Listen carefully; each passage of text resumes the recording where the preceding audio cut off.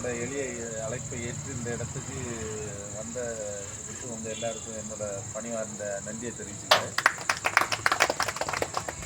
நம்ம இப்போ இங்கே என்னத்துக்கு இது கூடியிருக்கோம்னா, வரக்கூடிய 22ஆம் தேதி நம்ம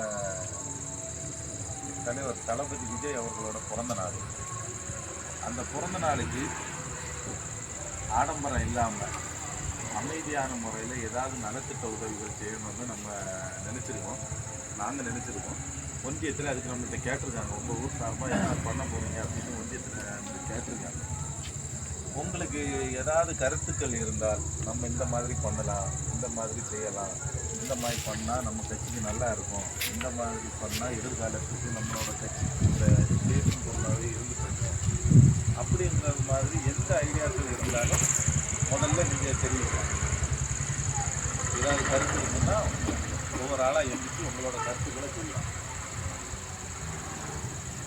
இன்னொரு விஷயம், நான் வந்து கண்டிப்பாக ஃப்ளெக்ஸ் வேணும் அப்படிங்கிற பொதுச்செயலர் பிஸியாக இருந்து அவர் வந்து கட்டளைப்பட்டிருக்காரு. இதை போயிட்டு நம்மளுக்கு என்னெல்லாம் பண்ணலாம். நலத்திட்ட உதவி சொல்லும்போது வந்து இப்போ வந்து பேசினா கீரிப்பாறை வெள்ளாம்பி எல்லாமே நிறைய மக்கள் வந்திருக்காங்க. இது உங்கள் கருத்தை தெரிவிக்கலாம். ஆனால் கண்டிப்பாக நம்ம காலத்தை நாங்கள் பாபு நம்ம யார் மனோஜி இணைச்சலர் வந்து ராஜேஷ் நிறைய பேர் வந்து வெள்ளாம்பி போனோம், வந்து கீரிப்பாளையம் போனோம். கீரிப்பாறை சார்பாடு வந்து தினேஷ் வந்திருக்காரு. வெள்ளாம்பி சார்பாடு வந்து சுரேந்திரன் அண்ட் விக்னேஷ் வந்து எல்லாம் வந்து எல்லோரும் நல்ல நன்றி வணக்கம் வந்து. ஆனால் வந்து என்ன விஷயம் ஒன்றாலும் நேரடியாக சொல்லணும் வந்து. ஏன்னா வந்து நம்ம வந்து ஒரு ஆளுங்கட்சி வந்து இனி நம்ம வந்து குறைய வந்து விட்டு போட வந்து இந்த பிறந்த நாளுக்கு அன்றைக்கி வந்து என்ன பண்ணோம்னா வந்து இந்த ஃப்ளெக்ஸ் பேனரை வச்சுட்டு இதை தவிர்த்து என்ன பண்ணலாம். அது ஊராட்சி செயலாளர் சார்பாட்டும் ஒன்றிய சார்பாட்டும் திரு ஆனந்த் இணை சார் வந்து நான் வந்து ஒன்றிய இணை இந்த செயற்குழு உறுப்பினர் வந்து என்ன கேள்வி வந்து நீங்கள் சொல்லிட்டு போகலாம். யாருக்காவது ஏதாவது தனிப்பட்ட கருத்துகள் இருந்தால் இந்த மாதிரி பண்ணலாம் அப்படின்னு இருந்தால் நீங்கள் சொல்லலாம். எல்லாம் பண்ணலாம் அதான் கேள்வி. நாங்கள் இப்படி பண்ண போகிறோம், மக்களுக்கு பயன்படிய வகையில் அது இருக்கணும். அது இப்போ இறக்கம்பரத்தில் ஒரு ஐடியா இருக்கும், செல்லடம்பரத்தில் ஒரு ஐடியா இருக்கும், தினேசபுரத்தில் ஒரு ஐடியா இருக்கும். யாருக்கு எப்படி பண்ணணும்னு தோணுதோ அதை நீங்கள் சொல்லலாம். எல்லாமே நம்ம தவிர்த்து பரிசீலனை பண்ணி அது எது நல்லதுன்னு நம்ம அதை பார்க்கணும். யாருக்காவது ஏதாவது கருத்துக்கள் இருந்தால் அதை சொல்லுங்க. அதில் ஏதாவது குறைபாடுகள் இருக்கா, இல்லை அதில் மாற்றி பண்ணுவோமா அப்படிங்கிறத சொல்லலாம்.